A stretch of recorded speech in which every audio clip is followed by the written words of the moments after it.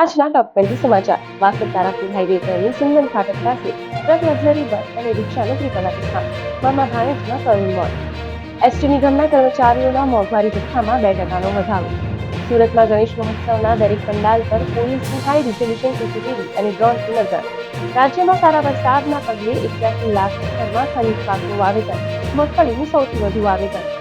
અમૂલ ડેરીની ચૂંટણીમાં વધુ 14 સાથે 39 ઉમેદવારી પત્રો ભરાયા. ભાજપે વધુ 7 ઉમેદવારોના નામ જાહેર કર્યા. આવતીકાલે ઉમેદવારી ફોર્મ ભરવાનો અંતિમ દિવસ. સૌરાષ્ટ્રના જગપ્રસિદ્ધ તરણેતરના મેળાનો વાજતે ગાજતે આરંભ. ત્રિનેત્રેશ્વર મહાદેવની પૂજા અર્ચના કરીને મેળો ખુલ્લો મુકાયો. વિરમગામમાં ગટર પીવાના પાણીની સમસ્યા ન ઉકેલાતા ભાજપના સદસ્યોનું ઉપવાસ આંદોલન. એજન્સીને બ્લેકલિસ્ટ કરવા માંગ. અંબાલાલ પટેલની આગાહી. રાજ્યમાં 28મી સુધી અતિભારે વરસાદનું એલર્ટ. તહેવારો તારીખ ગૃહિણીઓ માટે સારા સમાચાર. તેલના ભાવમાં ₹30નો ઘટાડો. ભાજપ નેતાઓની મોહન ભાગવત સાથે બંધ બારણે બેઠક. અધ્યક્ષ પદ નિવેશમાં આગળ નીકળ્યા કેન્દ્રીય મંત્રી શિવરાજસિંહ ચૌહાણ. જમ્મુમાં ભારે વરસાદથી રેલ સેવા ખોરવાઈ. 22 ટ્રેનો રદ અને 22ને અધવચ્ચે અટકાવાઈ. મુંબઈના વિરારમાં મધ્યરાત્રિએ 4 માળની ઇમારતનો એક ભાગ ધરાશાયી. જણના મોત અને 25 લોકો દટાયાની આશંકા.